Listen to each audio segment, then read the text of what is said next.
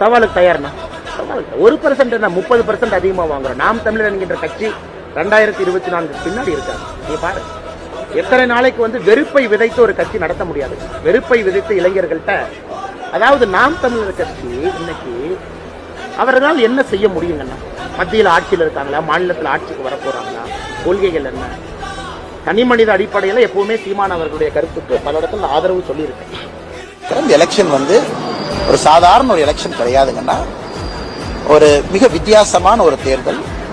4 முனை போட்டி இருக்கக்கூடிய தேர்தல். தமிழகத்துல 4 முனை போட்டி பார்த்து ரொம்ப நாள் ஆச்சு. அண்ணன் சீமான் அவர்களும் தயவு செஞ்சு அப்படியே லைட்டா யாரும் எடை போட வேண்டாம். கொள்கைக்காக ஒரு மனிதன், அந்த கொள்கை எனக்கு பிடிக்குமோ பிடிக்காதோ அது ரெண்டாவதுங்கன்னா, கொள்கைக்காக ஒரு மனிதன் தனிந்து துணிச்சலா நின்றுகிட்டே இருக்காரு.